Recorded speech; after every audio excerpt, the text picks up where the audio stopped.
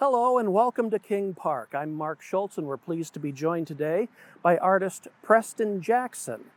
He is the creator of Byways to Equality that you see behind us, and we're going to talk about Preston's life and the sculpture that he has in King Park. Preston, welcome back to Urbana. Thank you. Thank you. It's good to be back. Now you are I don't know if an eclectic artist is the correct term, but you have many different interests in art and many different avenues to express your art. Yes. Tell us about all the different areas that you've... Of art making? Yeah. Okay. Well, I never separate, the arts as far as materials are concerned, or concepts, and but I work in flat work or two-dimensional work quite a bit. Large paintings, large-size paintings, and lots of historical significance, and a lot of monumental work for memorial pieces and all aesthetic pieces, for outside. Very good. And you also have a bit of a musical background too. Right. I was just noticing in the back of the houses over there, I spent a lot of time here in Urbana playing with Tony Zamora and his jazz quartet. Many years and many great jobs that I played with Tony. So the area is very familiar. How in any way does your musical background, does it ever work its way into the art that you make today? Right, it does. And it's something that you sort of leave alone, and it will kind of take care of itself. The blending of stuff that happens, historical things, very important historical things that blend into the styles of music that we produce at the time. Excellent. Yeah. And Peoria is your home now, but you do have ties to CU. Tell us about... Right. Well, both areas, Peoria and Chicago, my wife Melba and I, we go back and forth between the two. So that's how we live. Have to, because I teach sculpture at I taught sculpture. I'm retired now at the Art Institute of Chicago for many years. Very good. And you do have ties to CU going back, Champaign-Urbana. Oh, yeah. That's where I did my graduate work, here under Frank Gallo. Very prominent, very famous artist, Frank Gallo. But I remember many days riding my bike through this area. And later on, I bought a motorcycle from right down the street, not too far from here. But anyway, yeah, lots of time. And by its title alone, Byways to Equality shows that social justice is very much on the forefront of who you are.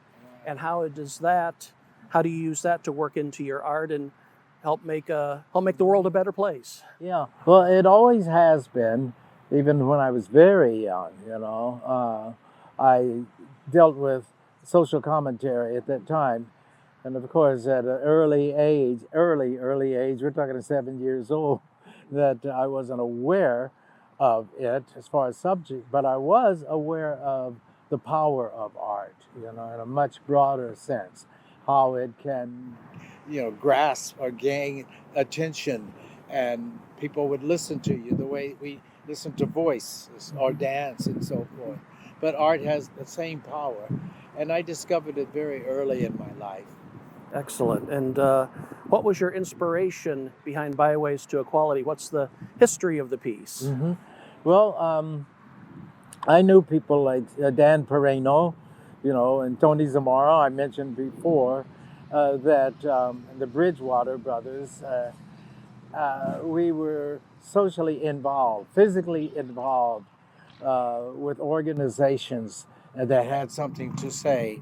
And I don't put that in past tense, but that same attitude still exists in the world, in my art world today. And that's what we see. I mean, I remember all of this stuff, and you can see it in the sculpture, even the style. Yes. And driving by, you take a look and say, oh, that's a nice looking sculpture, but it's very detailed. Let's go up and take a look at it, okay? Well, mostly, the most important thing is how I've combined two-dimensional imagery with three-dimensional imagery. You can see flat artwork in the form of relief, which to me is like full round sculpture and two-dimensional sculpture combined. And another important combination is the fact that I'm utilizing abstract imagery, almost taken from, or making us aware of the fact that a lot of so-called tribal but colonistic and art that was created by indigenous people affected my work. And we see that in the geometry of the piece. Lots of modern planes that we see, but still together, bringing together representational imagery with abstraction. You can see, for those who respond to recognizable shapes, it's for them also. And those who enjoy abstraction, here they are. And you can see within certain structures, they blend together, like the architecture on this piece, and here where Dr. Martin Luther King was slain. You can see architectural imagery combined, echoing some of the things happening outside, such as the Pettus Bridge, where the great marches took place during the Civil Rights period. As we move around the sculpture,